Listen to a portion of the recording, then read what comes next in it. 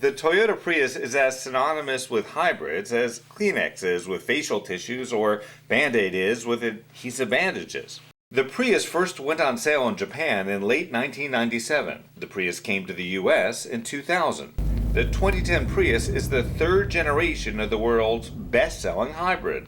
The new Prius spent a lot of time in a wind tunnel, making it one of the slipperiest cars in the world. Less drag equals more fuel efficiency. The cutouts in the A-pillar make it easier to see all types of things, including pedestrians. Oddly enough, on one of the most modern cars in the world, these little windows in the front remind me of the old-fashioned vent windows that used to be on almost all cars in the 60s and 70s. While we're on the topic of the 1970s, the first Earth Day was in 1970. So it's fitting that the 2010 Prius comes in time for the 40th anniversary of Earth Day. Some of the plastics are even made from plants, the green kind, not the smokestack kind. Here's something I didn't know until I drove the Prius and started wondering, what is that? On the roof, it's actually got a solar panel. So right behind the sunroof is actually a solar panel. It powers some sort of ventilation system that's supposed to keep the car cool while you're parked outside in the heat, but it's actually more of a cool factor thing. It's about $3,500, but it is kind of cool to be driving the only car that I know of with a solar panel on the roof. For a car designed to reduce the risk of global warming, it's ironic that the Prius is available with a remote-controlled air conditioning system. In other words, you can start the AC before you get in. The Prius is the best-selling hybrid in the world. With more than 1 million Priuses, if that's truly the plural of Prius, there can be problems. If you were reading my script right now, you'd notice that "can" was italicized. If for some reason you think your Prius or any other vehicle with an automatic transmission is accelerating against your will, first make sure your foot is really on the brake and not the gas pedal. Seriously, not kidding here. Then calmly knock the transmission into neutral.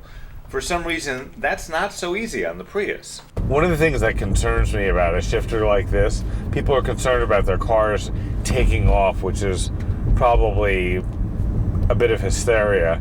But on this car, it's not so simple to knock it into neutral. Right now, we're in neutral. So no matter how hard I press on the accelerator, the car's not going any faster. And now we're back in drive.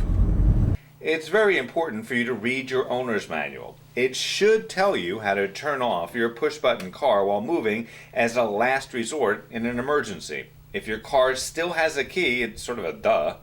But with some push-button start cars, no matter how many times you push the button while moving, they won't turn off unless you hold the button in. The procedure is different depending upon the make and model of the car. Read your owner's manual. When turning off a moving car with power steering and power brakes, you don't have much time to calmly pull over and stop the car. Just an FYI. In case you are not old enough to remember when cars used to stall a lot, you normally have to put them into neutral to restart them while rolling.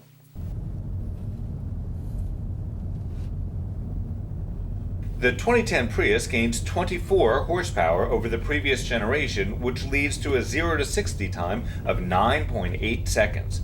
When a certain politician's son was arrested in 2007 in an earlier generation Prius for going more than 100 miles an hour and possessing enough drugs to make Amy Winehouse blush, I was most surprised that a Prius would actually go that fast. The new 134 horsepower Prius is even faster but can still make OPEC say "oh my" with 51 miles per gallon in the city and 48 on the highway.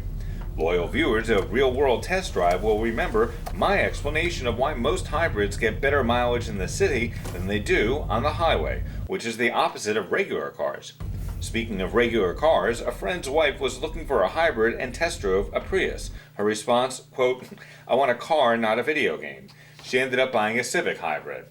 Although simple to drive, the Prius does have a lot of electronic gadgets. You can even select what you want to see on the dashboard. Not having a speedometer right in front of the steering wheel is a little weird at first, but I got used to it. The 2010 Prius starts at $23,000. The prices tested, including the solar panel ventilation system, keyless everything, sunroof, satellite radio, the navigation system, including real-time traffic, and a bunch of other high-tech or luxury features, came out to be $27,600. I'm Grant Winter, reporting.